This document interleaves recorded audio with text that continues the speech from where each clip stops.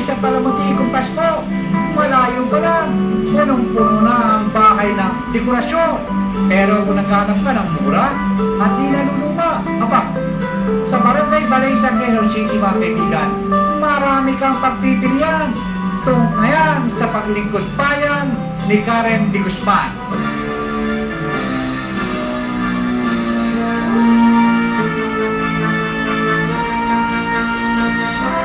Tayo mga Pilipino ang may pinakamaaga, pinakamahaba at may pinakamatagal na pagdiriwang ng Pasko dahil sa unang araw pa lamang ng Setyembre ay hudyat na ng pagsisimula ng Burr months at siya din simula ng pamimili ng mga Pinoy ng mga pamaskong dekorasyon para sa kanilang mga bahay at mga establishmento. Paskong Pasko na at damang-dama na nga ang simoy ng Kapaskuhan dito sa Barangay Valencia at maging sa ibang panig ng bansa. Isang tradisyon na ipapaalala ng kapanganakan ng ating Panginoong Hesukristo. Kumukuti-kutitap at nagliliwanag muli ang kalye ng Granada Street, Barangay Valencia, Quezon City, na sindihan ng mahigit kumulang 3,000 mga parol sa tulay ng Barangay Valencia. Hindi rin patalo ang Barangay Hall.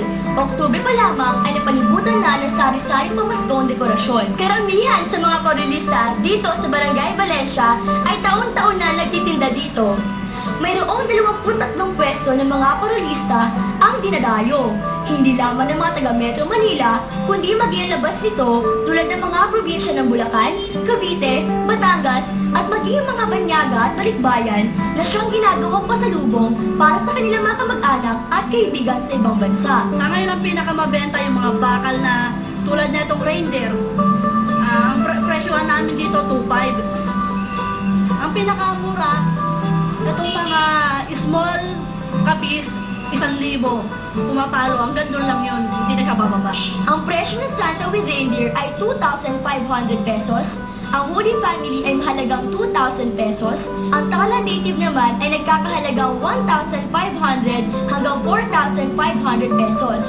At ang pinakamabenta, ang Capi Special na nagkakahalaga ng 1,200 hanggang 3,000 pesos. Ang cute! Tunay nga na ang Pasko ay nakatatak na sa puso ng bawat Pilipino.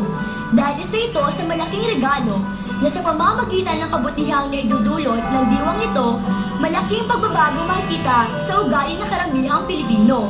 Sabi nga, sa isang awiting pamasko, ang pag-ibig ay nagahari.